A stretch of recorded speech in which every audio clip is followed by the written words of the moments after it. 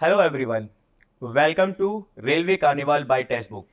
और आज हमारे बीच में एक महत्वपूर्ण व्यक्ति मौजूद हैं जिनको आप पहले से जानते होंगे, जो आपके साथ ऑलरेडी यूट्यूब चैनल के माध्यम से जुड़े हुए हैं, जिस यूट्यूब चैनल का नाम है रेलवे की पाठशाला। और इन्होंने एक नहीं, कई एग्जाम्स रेलवे के क्रैक किए हुए हैं। तो चलिए आज उनका स्वागत करते हैं टेक्स्ट बुक पर। तो खेमराज सैनी जी, आपका स्वागत है टेक्स्ट बुक प्लेटफॉर्म पर। सर, सबसे पहले तो टेक्स्ट बुक की पूरी टीम को बहुत बहुत धन्यवाद रेलवे कार्निवल प्रोग्राम आयोजित करने के लिए और हमें ये प्लेटफॉर्म देने के लिए, जिससे हम रेलवे एस्पायरेंट हैं जो रेलवे एग्ज़ाम की तैयारी कर रहे हैं, उनको बेहतर तरीके से गाइड कर पाएँ। तो सर, अभी आपने देखा होगा बहुत सारी चीज़ें देखने को मिली रेलवे की जो है 1-2 महीने में। बहुत सारे नोटिफ़िकेशंस आए, कैलेंडर जारी हुआ। तो ऑनगोइंग और अपकमिंग नोटिफ़िकेशंस को लेकर बच्चों में किस प्रकार का भी माहौल देखने को मिल रहा है? सर, इस समय बहुत अच्छा माहौल है स्टूडेंट के बीच रेलवे एग्ज़ाम को लेकर। पहले देखिए रेलवे में क्या होता था कि कोई भी एग्ज़ाम आती थी, उसका कोई शेड्यूल होता था, ना ही कैलेंडर होता था। लेकिन सर, रेलवे ने पहली बार एक बहुत अच्छा स्टेप लिया है और रेलवे ने अपना एनुअल कैलेंडर जारी कर दिया गया है। और सर, उन्होंने ये भी बता दिया है कि कौन-कौन सी वैकेंसी का नोटिफ़िकेशन कब-कब निकलेगा। जिससे क्या होगा कि सर, हर साल वैकेंसी निकलेगी, छात्र जो हैं उनको लंबा वेट भी नहीं करना पड़ेगा और बहुत सारे जो कैंडिडेट होते हैं, वो ओवर एज के कारण जो फॉर्म नहीं भर सकते थे। लेकिन रेलवे ने बहुत अच्छा स्टेप लिया है और इससे जो है बहुत सारे कैंडिडेट हैं, इनको बेनिफिट होगा। सर, इसमें हमने एक चीज़ देखी कि जो अभी नोटिफ़िकेशन आया, कैलेंडर जारी हुआ, उसमें आरपीएफ के लिए कहीं पर भी कोई चीज़ मेंशन नहीं की गई है। तो आप क्या कहना चाहेंगे, मतलब कि ये क्या आरपीएफ की अभी भी 5 साल पे ही वैकेंसीज़ आएँगी, या फिर ये भी जो है पर हर साल आने वाली है? देखिए सर, अभी तो आरपीएफ के बारे में उन्होंने ज़्यादा कुछ क्लियर किया नहीं है। बाकी उम्मीद है कि आरपीएफ की वैकेंसी जल्द यहाँ पर आ सकती है। बाकी कैलेंडर में इसका कोई ज़िक्र नहीं है। ताकि रेलवे से ज़्यादा अच्छी उम्मीद है कि जल्द ही जो है उसका भी नोटिफ़िकेशन जारी करेगी। और जैसे कि आप बच्चों से ऑलरेडी देखा जाए तो यूट्यूब के माध्यम से जुड़े हुए हैं, और आपने खुद भी रेलवे का एग्ज़ाम क्लियर किया हुआ है। तो आप अपने एक्सपीरियंस के जो है हिसाब से किस प्रकार से आप बच्चों की मदद करते हैं? देखिए सर, जब मैं शुरुआत में रेलवे में भर्ती हुआ था, तो उस समय जो स्टूडेंट होते हैं, उनको रेलवे में बहुत सारे प्रोसेस होते हैं। जैसे कि जब डॉक्यूमेंट वेरिफ़िकेशन के लिए वो जाते हैं, तो कौन-कौन से डॉक्यूमेंट उनको नीड होती है। मेडिकल एग्ज़ाम होता है, तो मेडिकल एग्ज़ाम में क्या-क्या टेस्ट किए जाते हैं। उसके बाद मेडिकल एग्ज़ाम के बाद क्या प्रोसेस होती है, आपकी जॉइनिंग में क्या-क्या दिक्कत आपको हो सकती है, डॉक्यूमेंट और मेडिकल में क्या-क्या चीज़ों में आपको प्रॉब्लम हो सकती है, जिनका सॉल्यूशन। जब मैं शुरुआत में रेलवे में भर्ती हुआ, तो हर कोई स्टूडेंट है जो यूट्यूब पे सर्च करता है कि ये चीज़ कैसे होती है। जैसे मेरा मेडिकल हुआ, तो मैंने सर्च किया कि रेलवे में मेडिकल कैसे होता है। तो उस समय मेरे को बहुत सारे वीडियोज़ मिले, लेकिन कोई ऑथेंटिक सोर्स नहीं था। तो उस समय मैंने सोचा कि मैं भी एक यूट्यूब चैनल शुरू करता हूँ और जो रेलवे एस्पायरेंट हैं, जो रेलवे एग्ज़ाम की प्रिपरेशन कर रहे हैं, उनको बेहतर तरीके से गाइड कर सकूँ। और सर, मैंने उसी टाइम पे यूट्यूब चैनल की शुरुआत करी और इसीलिए मैं बहुत सारे जो कैंडिडेट हैं, उनकी हेल्प कर पा रहा हूँ। एग्ज़ाम जो प्रोसेस होती है, चाहे उसमें सीबीटी एग्ज़ाम हो, चाहे डॉक्यूमेंट वेरिफ़िकेशन हो, चाहे मेडिकल हो या उसके बाद की जो भी प्रोसेस होती है, उनमें मैं रेलवे एस्पायरेंट है, उनकी हेल्प करता हूँ। हमने एक चीज़ नोटिस की है हमेशा रेलवे में, कि आपने देखा होगा कि एक मिथ रहता है बच्चों में कि जब तक हम 10 घंटे, 12 घंटे या फिर 14 घंटे नहीं पढ़ेंगे मेहनत करके, तब तक हमारा सिलेक्शन नहीं होगा। तो आप इस मिथ को लेकर क्या कहना चाहेंगे? मतलब क्या ये मिथ सच में एक रियल है, या फिर यहाँ पे कोई चीज़ें चेंजेस बच्चों को करने चाहिए और इस मिथ को जो है गलत बताना चाहिए? देखिए सर, मेरे हिसाब से मैंने कभी भी जो है 7-8 घंटे ज़्यादा पढ़ाई नहीं करी है और मेरे को बहुत सारे स्टूडेंट ऐसे मिलते हैं जो बोलते हैं कि सर मैं 12-12, 15-15 घंटे पढ़ाई करता हूँ और वो आज आज सक्सेस भी नहीं है लाइफ में। जबकि मैंने बहुत सारे ऐसे एस्पायरेंट देखे हैं जो मुश्किल से 7-8 घंटे पढ़ते हैं पूरी कंसंट्रेट के साथ और वो अच्छी जगह पोस्टों पे आज काम कर रहे हैं। रेलवे में नहीं, बाकी जो जगह है, वहाँ भी वो अच्छी जगह प्लेसमेंट पे हैं। तो मेरे हिसाब से ज़्यादा नहीं पढ़कर हम जो एग्ज़ाम से रिलेवेंट है, अगर उस पे फ़ोकस करें तो मेरे हिसाब से बेटर है। जो एग्ज़ाम में पूछा ही नहीं जाएगा, एग्ज़ाम से रिलेवेंट ही नहीं है, तो उस ज्ञान को लेने से मेरे हिसाब से ज़्यादा फ़ायदा नहीं है। ओके। तो जैसे कि अभी आपने बताया कि सिर्फ़ हमें उन टॉपिक्स पे या फिर उन पर फ़ोकस करना चाहिए जो एग्ज़ाम के रिलेवेंट है। तो मैं यही जानना चाहूँगा, शायद ये हमारे पेरेंट्स भी बहुत ज़्यादा जानना चाहेंगे कि रेलवे में कौन से जो है टॉपिक्स बहुत ज़्यादा इम्पोर्टेंट्स होते हैं, या फिर बच्चे कौन से जो है टॉपिक देखना चाहते हैं? देखिए सर, रेलवे में जो है सिलेबस लगभग सेम है, चाहे आप किसी भी एग्ज़ाम की तैयारी करें रेलवे के अंदर, वहाँ पर जो कॉमन जो सिलेबस है, वो आता है मैथमेटिक्स, रीज़निंग और आपका जीके एंड साइंस, यही आता है और इसी की आप बेहतरीन तैयारी करेंगे क्योंकि मैथ्स और रीजनिंग एक ऐसा सब्जेक्ट है जो हर कैंडिडेट आजकल ठीक करने में लगा है, लेकिन कहीं न कहीं जो जीके और साइंस है वो बहुत ज़्यादा इंपॉर्टेंट है। स्पेशली बात करें हम ग्रुप डी के अंदर, और अभी जो टेक्नीशियन की भर्ती आई है जिसका नोटिफिकेशन अभी जारी हुआ है, उसमें साइंस बहुत इंपॉर्टेंट है। और कहीं ना कहीं इस साइंस की वजह से ही बहुत सारे कैंडिडेट हैं जो सिलेबस को इग्नोर करते हैं और उनका सिलेक्शन भी नहीं होता। तो जैसे कि अगर जैसे आपने बात की कि रेलवे में जो है मैथ्स और रीजनिंग तो हर कोई प्रिपरेशन कर रहा है, बट वहाँ पे अगर बच्चा मार खा रहा होता है तो जीके या फिर करंट अफेयर वगैरह से, तो कौन कौन से ऐसे टॉपिक्स हैं जिनको वो करे तो उसको जो है बड़े आसानी से प्रिपरेशन हो सकती है और वो सिलेक्शन जो है अचीव कर सकता है? देखिए, सबसे पहले तो जो स्टूडेंट है उसको खुद को यह देखना होगा कि किन किन टॉपिक्स है उन पे उनकी पकड़ अच्छी है, तो उनको वो बेहतर करें। जैसे हम थोड़ा साइंस को डिटेल में जाएं, तो साइंस बेसिकली 3 टाइप से पूछी जाती है, फिजिक्स, केमिस्ट्री एंड बायोलॉजी। तो हम पहले वो देखें कि हम किस में हमारी स्ट्रॉन्ग है, तो उसको तो हमको प्रिपेयर करना ही है। बाकी कुछ चीज़ें ऐसी हैं जो बार बार रिपीट होती हैं, जैसे फिजिक्स में कुछ गिने चुने टॉपिक्स हैं जिनसे न्यूमेरिकल आते हैं, तो उनको हम अच्छे से प्रिपेयर करें तो कहीं ना कहीं ज़्यादा हम जो है रिजल्ट दे सकते हैं। इसके अलावा करंट अफेयर बोलने को तो किसी भी एग्जाम में सर मुश्किल से 10 नंबर का आता है, किसी में 10 नंबर का, किसी में 15 नंबर का। लेकिन करंट अफेयर आजकल इतना टफ हो गया है कि करंट अफेयर से ही सिलेक्शन हो रहा है, क्योंकि मैथ्स रीजनिंग आजकल हर कोई कर रहा है, और जो करंट अफेयर है ये सब बहुत ज़्यादा इंपॉर्टेंट रोल निभाता है, और स्टूडेंट हैं इसी को ही छोड़ रहे हैं।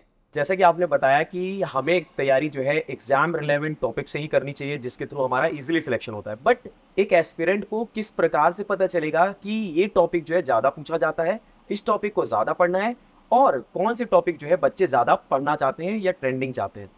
देखिए सर, इसके 2 तरीके हैं। एक तो आप जो है रेलवे के प्रीवियस ईयर जो क्वेश्चन पेपर है, उनको जब देखेंगे तो आपको ये अंदाज़ा लग जाएगा कि रेलवे में किस टॉपिक से प्रश्न पूछे जाते हैं और किस टाइप के प्रश्न यहाँ पर पूछे जाते हैं। इसके अलावा आप टेस्ट सीरीज़ के माध्यम से ये काम भी कर सकते हैं, क्योंकि टेस्ट सीरीज़ में आजकल जो है प्रीवियस ईयर क्वेश्चन भी शामिल है और जो लेटेस्ट पैटर्न है उसके मॉक टेस्ट भी अवेलेबल है।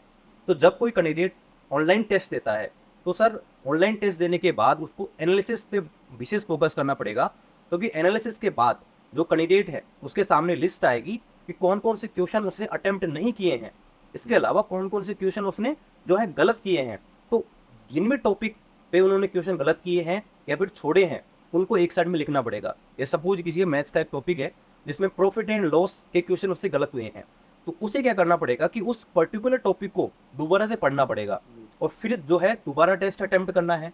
फिर देखना है कि दोबारा जब टेस्ट अटेम्प्ट किया है तो उसमें कौन सा जो टॉपिक है उसमें उसको दिक्कत आ रही है। तो इस प्रकार से ये चीज़ उसको कंटिन्यू करनी पड़ेगी, और जब आप जो है 20-30 टेस्ट देंगे तो एक ऐसी स्टेज आएगी जब आपके लगभग डाउट्स यहाँ पर क्लियर हो जाएंगे, और आपका जो स्कोर है टेस्ट में वो एक साथ बढ़ता जाएगा, धीरे धीरे ग्रो करेगा। और जैसे कि अगर हम देखें तो लाखों बच्चे जो हैं वो टेक्स्ट बुक प्लेटफॉर्म पे प्रीवियस ईयर पेपर लगाते हैं, जैसा कि आपने कहा प्रीवियस ईयर पेपर से हमें टॉपिक पता चल जाते हैं, और आप यूट्यूब के माध्यम से बच्चों से जुड़े हुए हैं, तो आप क्या कहना चाहिए कि प्रीवियस ईयर जो पेपर होते हैं वो कितना इफेक्ट डालते हैं बच्चों की तैयारी पर, और आपके पास क्या फीडबैक आते हैं टेक्स्ट बुक रेलवे प्लेटफॉर्म के जो है प्रीवियस ईयर पेपर और मॉक टेस्ट के? जी सर, ये आपने बहुत अच्छा सवाल पूछा।